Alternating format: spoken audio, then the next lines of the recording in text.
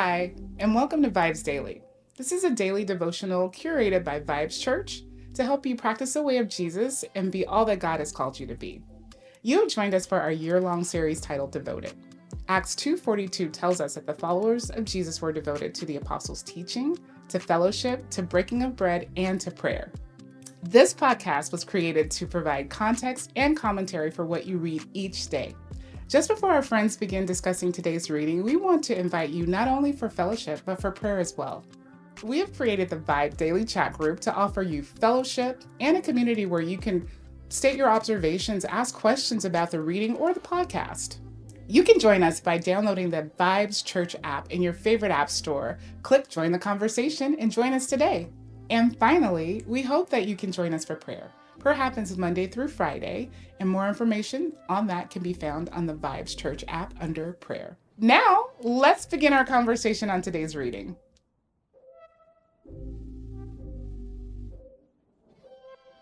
Right. Welcome back to the VIBEZ Daily Podcast. It is day 73 of our year-long series we have titled Devoted, where we are going through the entire Bible from cover to cover. We have been in the book of Judges this week. And by we, I mean me, my friends Matthew and Vonice, who are joining us this week to go through Judges and Ruth, as we'll get to at the end of this week. But yeah, it's been drama already in our first 2 days of reading, and we're just going to kind of keep it going here. We're picking up here in chapter 11, just kind of left off with ultimately like Gideon and then like his descendants thereafter, kind of was where we really kind of left off, and start here in chapter 11 with Japheth.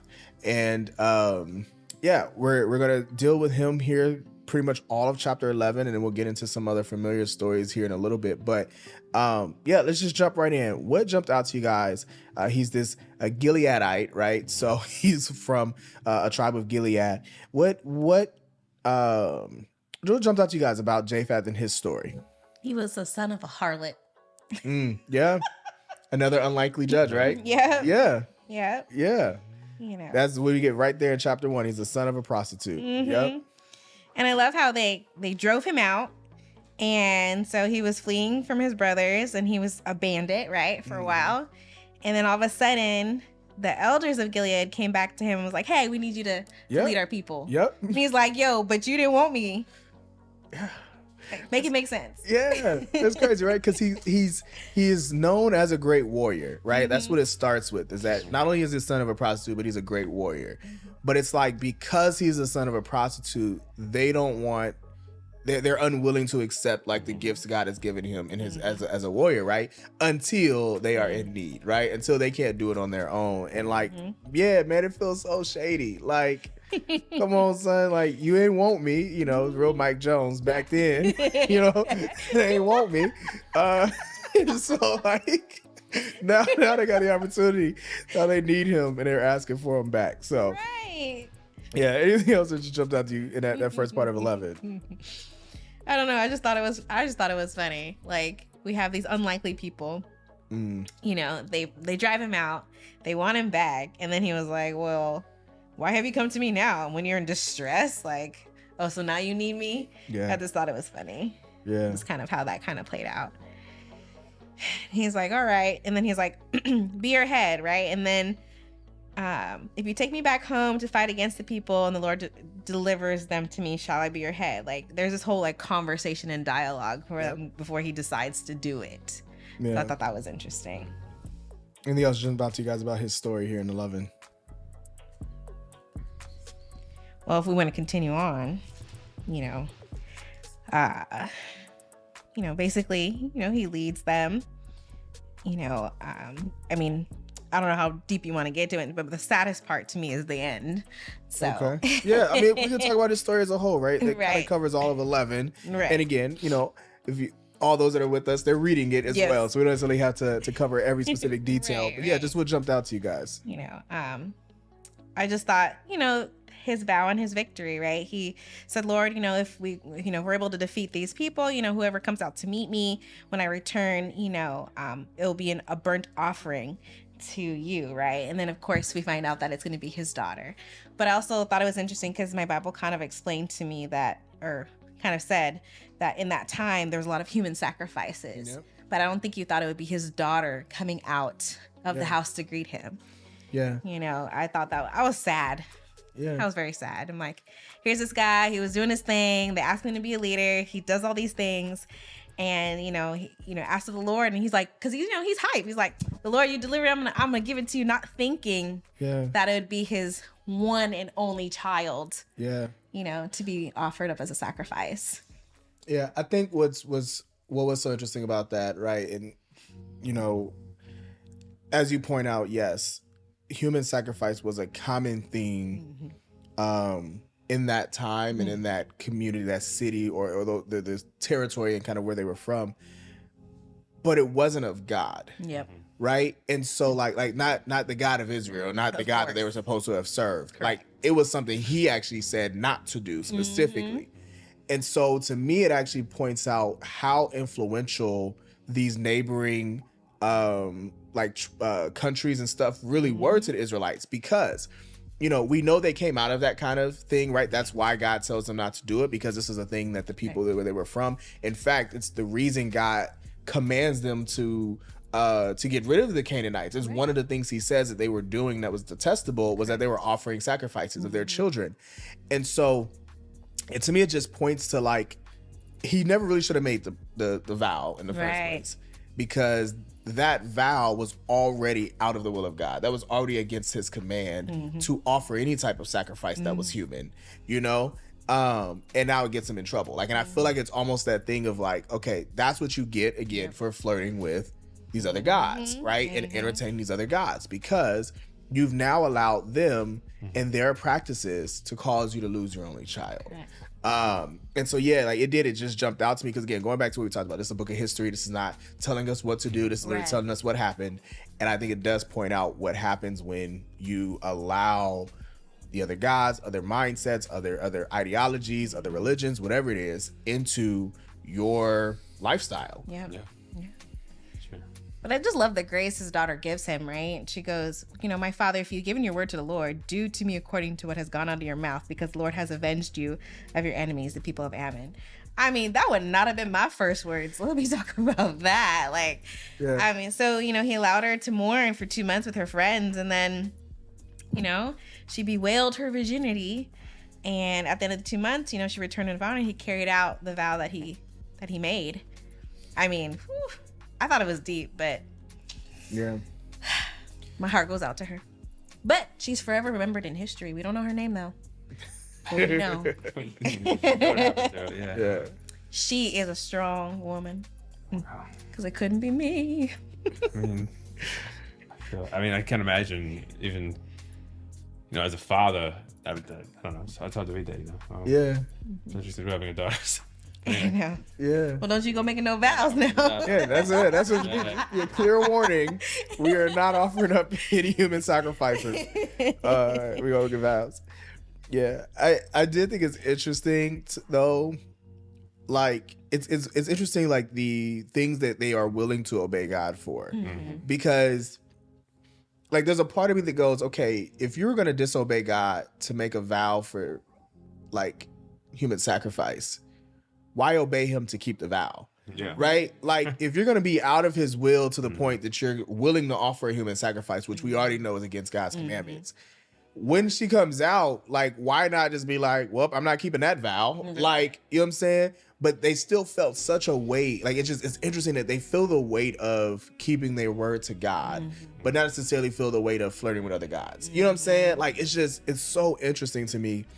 And again, a lot of this, I tend to try to self-reflect. And like, yeah, there are probably some things that I am like real strict on when it comes to the word. I'm like, oh, I ain't doing that. Right. No. And there's other things that I kind of flirt with. And I'm just kind of like, I mean, God, I kind of like what the world got to offer in this particular case, and trying to like justify like, why can't it just be all, rather than like this gray area of I'm gonna stick to some of the commands, but for the other commands, be open. And so I love how you brought that out, because I feel like that's such our world today, right? Like a lot of people claim that they're followers of God, but their life may not reflect it, and we always have those but it's okay in this area to do this sin, but it's not okay to do this sin. And we have people calling out different sins, but all of it is still sin to God, regardless of how you want to put a flower on it or a bow or tie on it. I think it's a good reminder of how we need to be consistent, because God is consistent. He never changes. It's we who change and have ideas of what it should look like and be, but God's word is God's word. So no, that's good. We tend to we'll give God part of our life, but usually not all of it. We struggle to give him all of it, right? And then we try to justify it. Like, God, you could have me Sunday mornings, Wednesday nights, you know what I'm saying? But Friday night is mine, Lord. Saturday night, that's me. We don't want to give him all of them. All of us, Okay. Well, in 12, we're not quite done with him yet, right? There's this conflict with the tribe of Ephraim, which is, pretty interesting here. What do you guys think was interesting as this tribe? It kind of becomes an internal conflict, right? We've talked about, to this point, most of their conflict has been external. It's come from the Midianites or the Moabites or the Philistines or somebody else. Now, all of a sudden, there's kind of like this infighting that's happening with Ephraim. What do you guys think was interesting here in chapter 12? Didn't we, yesterday, talk about Ephraim complaining about stuff, and now they're here complaining again? Yeah. Right? So they came out and complained against him about not being invited to battle the Ammonites. Yep. And they complained last time about not being invited to battle. I think it was the Midianites that time. Yep. And so I think it's funny because... They got real FOMO. Right. But I'm like, why you got to be invited? Why didn't you just raise up and say, hey, we want to join you in this battle? I don't know. I thought that was interesting because it's twice now. Yeah. Twice they're doing out all these things. So, and then I think, the Ephraimites were calling him out because, right, he's a son of a harlot, right? So they're like, okay, son of a harlot. What you got going on here? He can't escape it, man. He can't escape it. It's crazy to me how people are known by how they're birthed. That's not their fault, but it is what it is. It's like a stamp forever following you. Yeah. You're not legitimate, so we're gonna always mention you that way. Yeah. But I also love the test about how to say that word. I can't say it. Shibboleth, Sibboleth. I think it is Shibboleth. I don't know. Yeah. But I thought that was... You would have gotten killed, probably. Because you couldn't pronounce it, so they knew you weren't from there. And I thought that was funny. That's all right, say this word. You're like, Yeah. I mean, I deal with that all the time, man. At work, I talk to a lot of people, and it's kind of, part of my job. But my work phone number says I'm from Columbia, but I obviously don't sound like I'm from Columbia. Right. So, on the phone, I'm like, yeah, I'm here in Columbia, South Carolina. No, you're not from here. Let's just be clear. Because, I don't say half of what it said out here. So, I'd have been got to. They caught me. But I really want to know how it's supposed to be said, because it's a Hebrew word, right? Yeah. So. Yeah.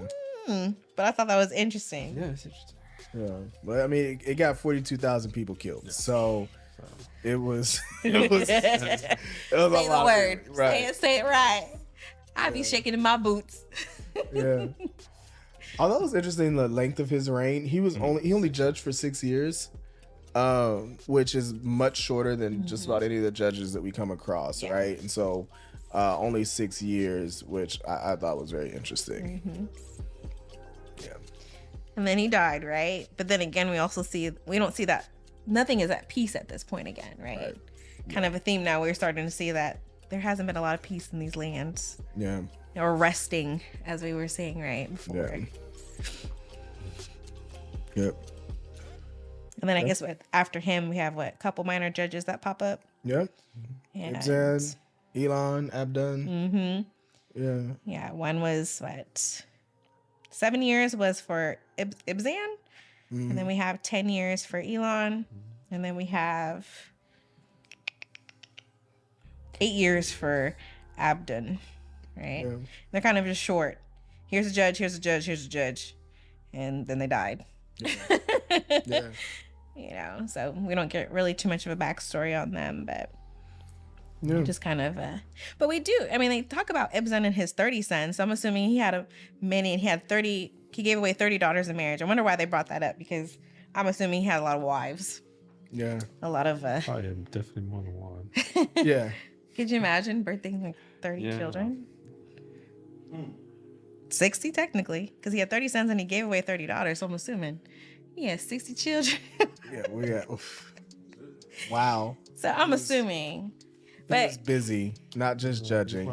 But I mean, it goes back to how far away they are from God, because God didn't intend for them to have all these wives and all these kids. Yeah. I didn't have as many hobbies as we do today. Singular. This is true. This is true. What happens when you don't have the internet? Oh gosh. I can't. Good. Okay. Well, we get introduced in 13 to kind of a story that's going to take us through the end of our discussion today. We get introduced to probably, in my opinion, the most famous judge kind of in all of the stories in this entire book, which is Samson. Right. So many people, even if you've never been in church, have heard of Samson. Yeah. Like, it's just, his story is kind of legendary in a lot of ways.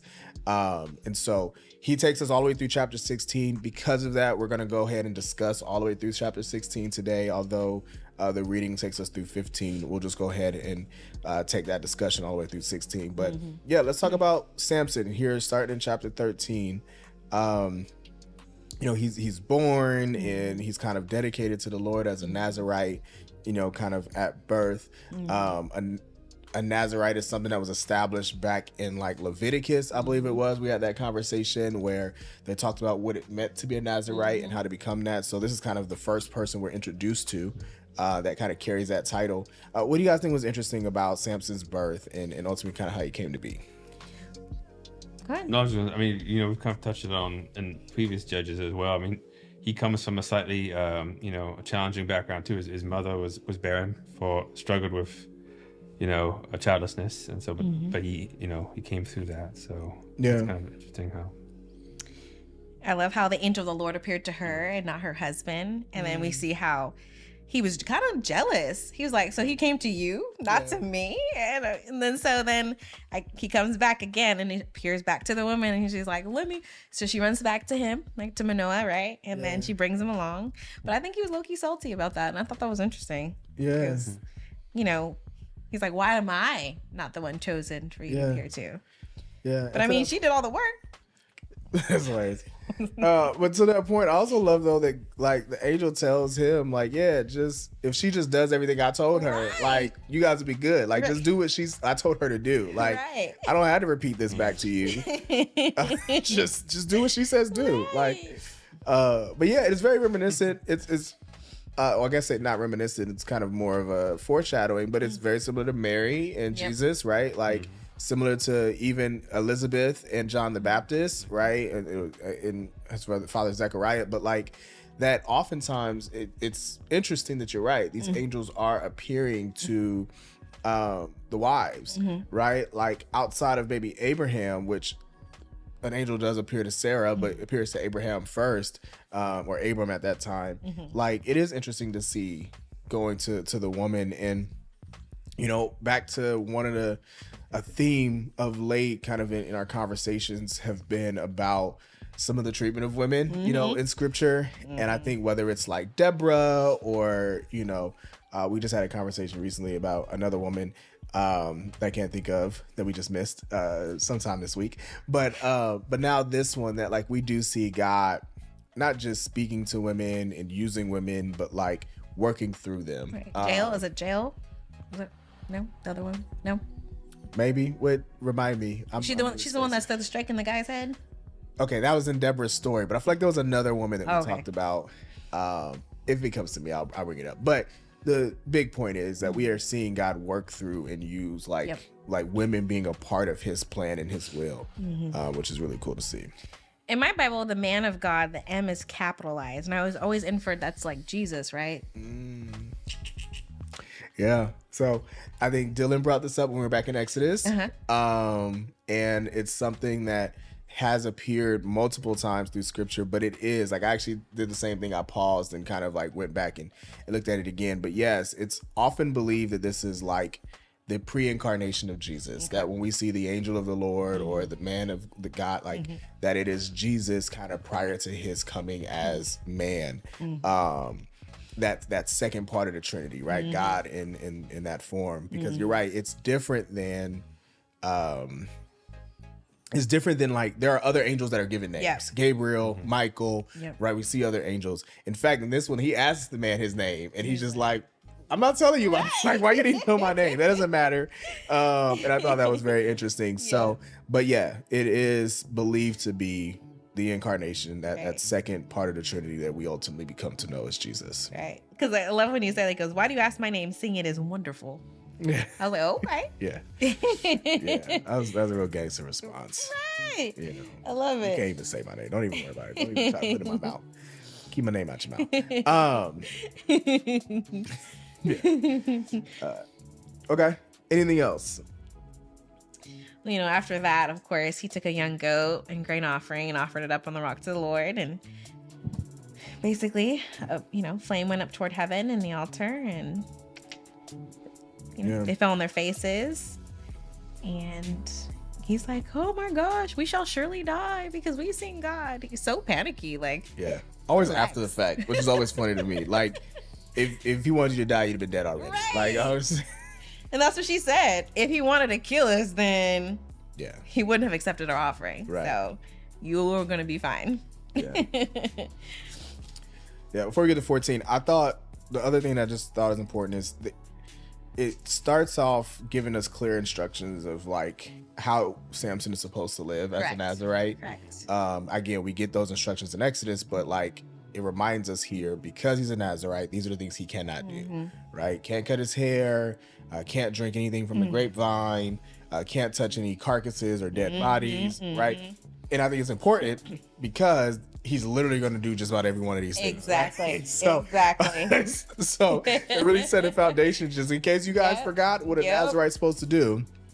Let me remind you what a Nazirite's supposed to do, because Samson's about to get into it. So we get here to chapter 14, and it really starts with, man, what is getting ready to be Samson's like Achilles heel is these women. Yeah.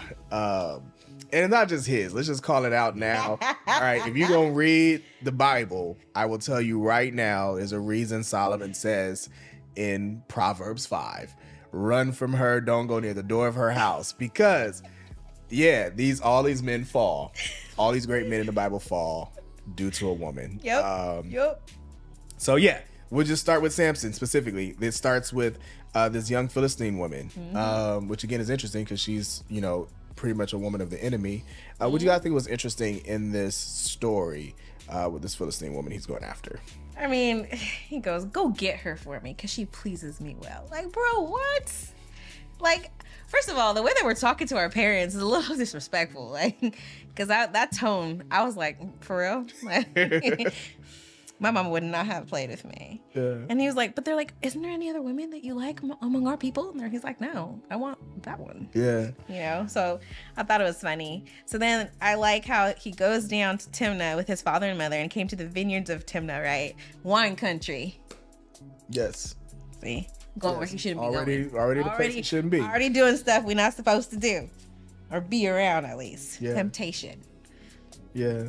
No, I think that's good call out. Just for even context, traditionally, back to your conversation with his father, right?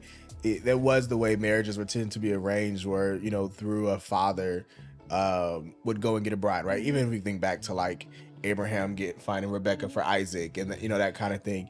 But you're right, it's still backwards in that he kind of requested a wife, because typically that came from the father, like the fathers who chose. So you can just see early on just the dysfunction of kind of their family, but also his arrogance and pride, right? That is already spewing out early in his life and in some of that. So it's very, we're gonna see, it's gonna be the end of him here in a sec. But he leverages that into really kind of create a issue with the Philistines, right? He creates this riddle that they have to solve, and he's really, like you said, he's just arrogant, man. He just does everything as if like, I know I can get over on you, and still fall short of that because of this woman. This does bring up though in 14, this is where I was talking about earlier, that like there's actual rhyme, and I'm like, okay, this wasn't written in English, so help me understand, you know, out of the eater came something to eat, and out of the strong came something sweet. I was like, that's not how, it couldn't have been what it said in Hebrew, okay? Because that rhymes, that flows too well together. But yeah, what do you guys think about even the way that this riddle plays out, and how that part of the story ends?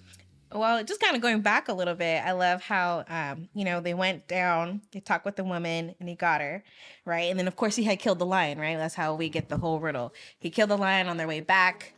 There's honey and bees in there. So he touches the carcass. Something's dead, right? Supposed to do. Then, after he touched the defiled thing, he shared the honey with his parents and defiled his parents, too. Yeah. So now you over here just defiling everybody. Yeah. Like, that's right, vow where? Yeah. Yeah. Yeah. So I thought that was interesting. And then I love how they said he gave some to them and they also ate, kind of paralleling to Adam and Eve, right? Yep. She took and he ate, and she gave to her husband. He also ate. Yep. It's kind of funny little tidbits in there. Yeah. I'll say though, what I thought was interesting, because, without spoiling kind of chapter 16, I think it's interesting that in all of the ways that he is kind of breaking his Nazirite vow, he's not yet losing his strength. Right. Like, we get to the one that will ultimately, take his strength away later. But like, yeah, you said he's touching the carcass. He's dealing with Philistine women.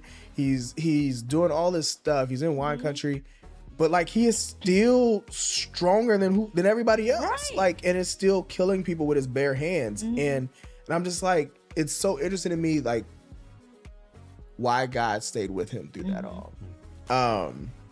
And I mean, I think we know, because his purpose, right? He was risen to free the people from the Philistines, right? He had a purpose, and it seems like even his disobedience couldn't prevent God's purpose for him. And like, that mess is crazy to me. Like, that's deep though, too. Yeah, like, that's crazy, but you're right. It is so deep that like you said, he is wilding and just doing what he wants to. But God is still fulfilling his purpose through him one way or the other. So, chapter 14, verse 4 talks about how his father and mother did not know that it was from the Lord, for he was seeking an opportunity against the Philistines. Yeah, exactly. Like, what he's thinking is just going after a woman, God is using to actually start a war. Yeah. Yeah, to fulfill that purpose. Good. I love that. Yeah. And of course, they couldn't get the riddle. So they talked to his wife and enticed her so that they can get the answer. And he was mad. He was just like, oh. But these women, though, let's pause. The way that she wept on him. Oh, why do you hate me? Like, why are we so dramatic? Why is it that serious? Yeah. Why aren't you more betrothed, like, loyal to your husband, not these folk? But I guess it's her people. It's like your people and my people type thing, right? She's still more loyal to her people than she is to her own spouse. That was my problem here. There's a whole marriage counseling session that we could do right there that I'm not gonna do on this podcast. We'll start a second podcast for marriage counseling, and we're gonna come out of Judges 14 later. Oh, so but the manipulation. I mean, she also was being threatened to. They were going to burn her on a phallus. Please. Okay. I mean, I'm saying it was multifaceted. I appreciate Matthew. Like, Matthew trying to look out for these people, right? He's like, look, all right, Gideon had a real reason to be afraid. This wife had a real reason to be afraid. Like, let's just call it what it is. There was still a threat, right? She wasn't just manipulating, but. Yeah, but if that was the case, she could have came to him more correct than that. No, I mean, she played to his emotions. No, you're right. Me? Like, yo, they finna go kill my family. Can you tell me what that riddle is? I mean, it's a different vibe. No, she over here, she manipulative. That's true. That's true. How you dealing with Samson? You just said they tried to kill my family. Yeah, Samson. Right. Go get him. Like, what you mean? First of all, right? You got the strongest man. I mean, come on. Anyways. Yeah, I but felt I do love that verse 17 like calls out like she's like nagging him. And, like, That must have been a really depressing feast. He wept for 7 days at the feast. yeah, Kind of a downer. just crying the whole time and then nagging him about the dramatic. Answer. Yeah. Just saying. But yeah, I mean, again, we see just that influence again of who you allow into your inner circle. Like in this case, who he decided to marry, like what that brought upon them. So yeah, I mean, again, ultimately, Samson, he loses the bet, but he ultimately tries to get the last laugh because he just kills 30 of their own people and then provides what he had to do to pay. And but he loses his wife in this. Like his wife is like taken from him, which starts his revenge in chapter 15. Now he's mad in chapter 15 because somebody took his wife. Yeah, and gave it to, you said his best man? That's what it says in my translation. I don't know, what did you say in verse 20? Yeah, it just says to one of the men who had accompanied him. But it says his best man. Mine says his best man. Yeah. Oh, that's cold. That's cold. Mine just said one of the guys with him. That's even worse. His best man. I'm like, excuse me. That ain't right. Right. That ain't right. Yeah, you said these translations help. I'm like, geez, that's even worse. Why ain't mine say that? But it's the funny part about the assumption. He's like, well, I didn't think you wanted her after all that. He said, that's my woman. I don't know what you mean. Oh, that's real. That's real. He's like, I really thought you thoroughly hated her. That's real. He was like, because he probably should have. Like, I mean, you know, Fair enough. after what happened, but you're right. He's like, no, that's still mine. Hey, you know, I'm not gonna bring all of our off-camera conversations off, but it just made me laugh. So I'm just thinking about like your ice cream, Vonice. Like, I was still gonna eat that ice cream. Like, I know I ain't touched it yet, but I'm coming back to that ice cream. Okay, yes, it was still mine. What you mean I didn't want it? right. See, That's hilarious. Oh, that was funny. Okay. But yeah, so it does. It obviously starts some issues, right? Like you said, he's mad now, and so he's going after them to kill them. And he has this really like interesting strategy with these foxes and the torches, which I also just trying to understand how he caught so many 300 foxes. He caught 300 foxes. like, was he swift? Like, because don't they swift? Yeah, I mean, yeah, he gotta be. Not only is he strong, he can move fast. Like, real talk. He's a superhero. Let's just say he's a superhero because he caught 300 foxes. Which I'm like, where are 300 foxes hanging out? Like, where did you find 300 foxes? But he takes them, puts these torches in between their tails, and then he goes and starts this fire. Yeah. And then he gets his revenge. Anything else you guys thought was interesting here in chapter 15? But the Philistines then turn on their people and then burn the daughter and the father because I was like, why'd you bring this upon us? Yeah. I thought that was like, ooh, that's a little rough. Yeah. I was like, okay. Yeah, like it ultimately, what she feared would happen still happens, right? Like she turns on Samson to avoid this, and ultimately her turning on Samson leads to the exact same result. Yeah. Ain't that something? Back to my original He point. hadn't gone down to the wine country and the Philistines and found him there. Well, or she could have just been honest with him from Jump Street, and they wouldn't have had this issue happen, and she would have had her little life and her daddy's. Yeah, this is kind of dope. This is definitely reading like a soap opera, reality TV show, something. Man, it's going crazy. Right. Yeah. So they conquer the Philistines. Like I said, the Philistines kind of get upset. And then he goes in. He actually has this later in this chapter where he takes a fresh jawbone of a donkey. Reached out his hand, took it, right? Another dead animal that he's not supposed to do. But he kills 1,000 men with this particular jawbone. But yeah, anything you guys thought was interesting in this? Goes to brag about it too. But like anything you guys thought was interesting here before we get to chapter 16? I love how he surrendered to his people for them to give over to him, and then he was just like, yeah, nah. Yeah. And then, of course, he does what he does with that jawbone. Yeah. And I don't know. It's funny because I just thought it was hilarious that he was like, okay, just promise me you won't kill me. Right. And then he's like, all right. And then he lets loose. Yeah. Savage. No, and that's towards the end of chapter 15 too. I feel like he's just the way he speaks to God is so irreverent, right? He was very first, and he called upon the Lord and said, "You have granted this great salvation by the hand of your servant, and shall I now die of thirst and fall into the hands of the uncircumcised?" I don't know. It just seems a little flippant with God. I don't know. But I mean, we're going back to Israel. It's like a parallel to Israel, right? Lord, you brought us here and you put me in trouble, and then it's like returning to your old ways of complaining. Yeah. Like God delivered you and he helped you through all these times because clearly you have strength that no one else has. Yeah. But you're gonna complain over some water? Yeah, I don't know. Maybe I'm being too hard on him. I don't know. No, I mean, but you guys are right. Like, yeah, it's a microcosm of literally the Israelites' relationship with God altogether. Because even after all that, to your point though, God still provides the water. Exactly. Which is crazy, right? Despite some of the low-key disrespect in the way he's speaking to God and all of that, and the fact that he's just, again, completely disobedient. Like he's flat out bragging about using the jawbone of a donkey. Right. Like the fact that he is literally so far from his Nazirite vow. Right. But God still splits a hollow place in the ground and gives him something to drink. Like, crazy. Insane. Like, I'm almost looking at God like, okay, your mercy is too much now. Okay, like it's too much. And obviously, I am so grateful for it, right? Because I need it. But like, I'm like, man, God, even this is too. You're too merciful.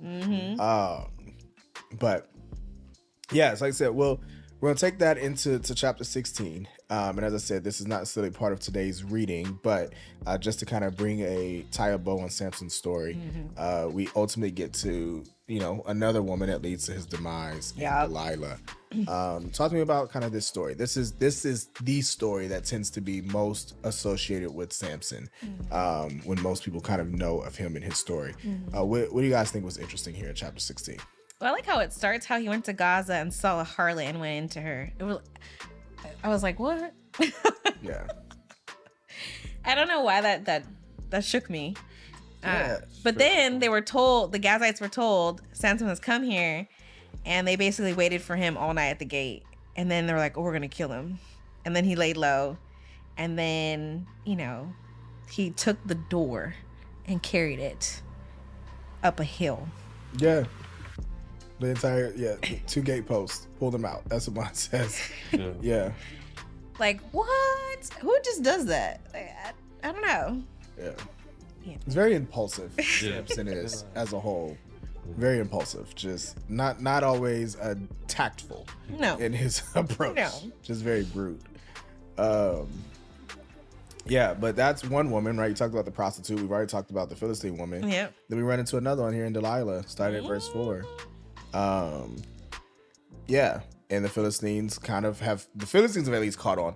Samson doesn't seem to realize that the women are his issue. Right. But the Philistines have already found out that the women are his weakness, right? Because they go to Delilah. Like, it's not even like Delilah comes to them. Like, they go to her because they like, yo, at this point, this man can't keep it in his pants, and he got an issue with these women. So as soon as he finds another woman, let's just go get her to flip on him again. But they say he loved her. He loved a woman. Did he love the other woman? She was pleasing to his eyes. She pleased him well. But this woman he loved. Yeah. Yeah. It's very interesting. Interesting. And so, of course, like you said, the Philistines entice her to be like, find out where his great strength lies. And then they play this game, right? That's why I feel it's a game. Yeah. She's like, well, tell me where your great strength lies. He's like, okay. If they buy me with 7 fresh bowstrings. And then I found out bowstrings were with the muscles from a dead animal. Sinew, yeah. So here we go with the corpses again. Yeah. Right. And then you got 7 of them, which is like a sign of completeness. Yeah. Which is interesting because obviously that didn't work, but combine him up with that.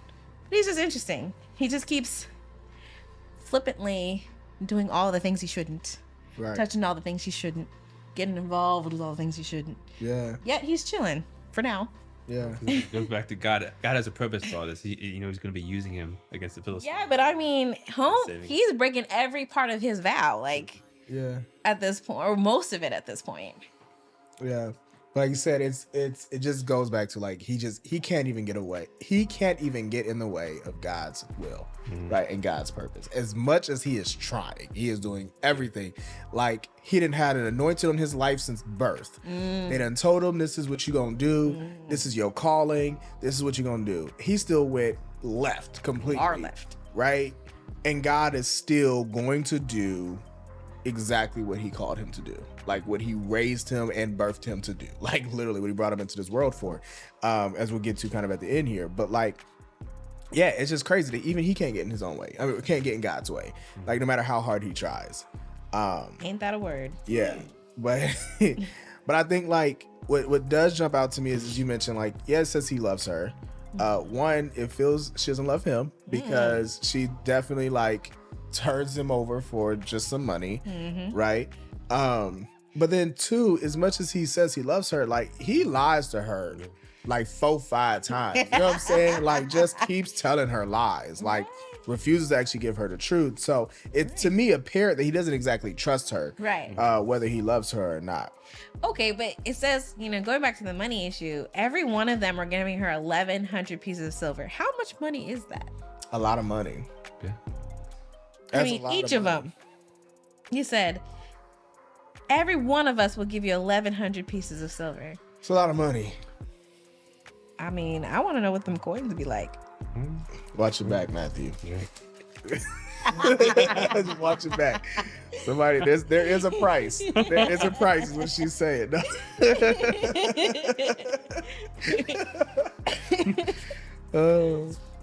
Okay.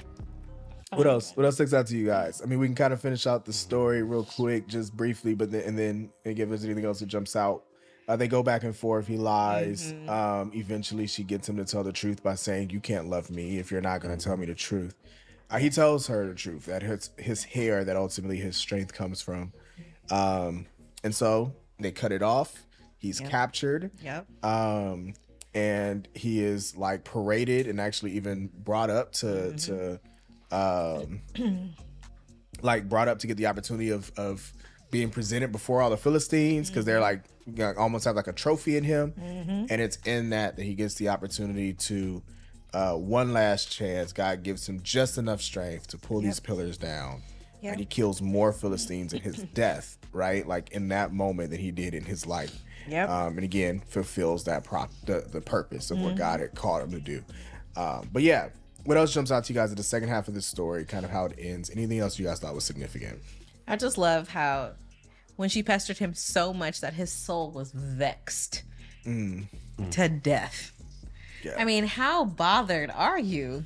Yeah. I thought that was interesting. He's been nagged a lot. He has been. So between Delilah and the Philistine, he's been nagged a lot, it seems. But I mean, I ain't never been so nagged to be vexed to death. Yeah. Like, well, the Bible also tells us it's better to live on the roof of your house than to live in it with a nagging wife. So maybe Samson wrote those words for Solomon. He's like, look, I'm just trying to get out of here. I'd rather live on the roof than live with her.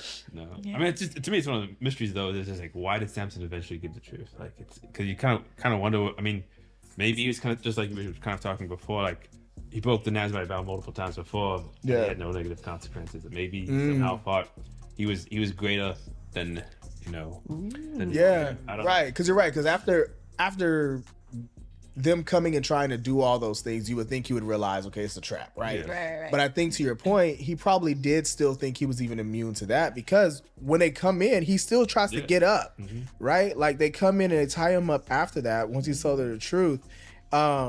And this is verse 20, right? She cries, Samson, the Philistines are here. When he awoke from his sleep, he said, I will escape as I did before and shake myself free. Like, I think he still believed he could do it regardless of his actions, and just didn't even realize that the Lord had left him at that point. Right, yeah, he didn't even realize that the Lord left him, like you said. Yeah. The confidence.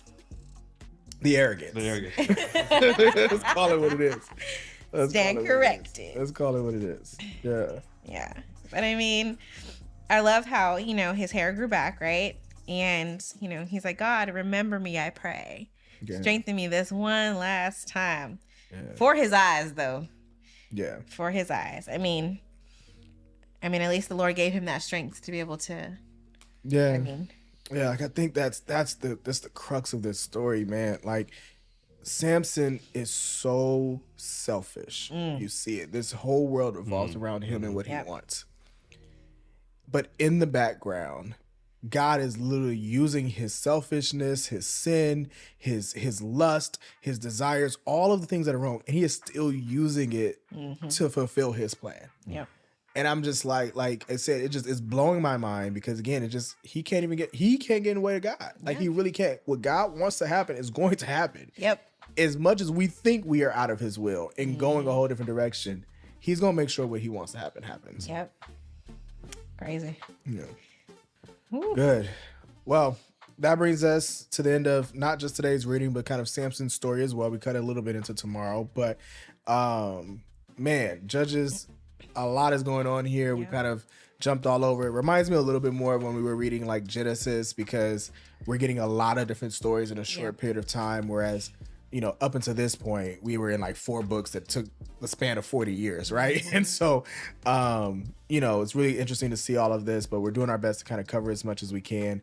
We'll be back tomorrow, pick up on chapter 17, and we will conclude the book of Judges tomorrow, do the last 5 chapters before we get into Ruth on Friday. But thank you guys for joining us. We will see you again tomorrow.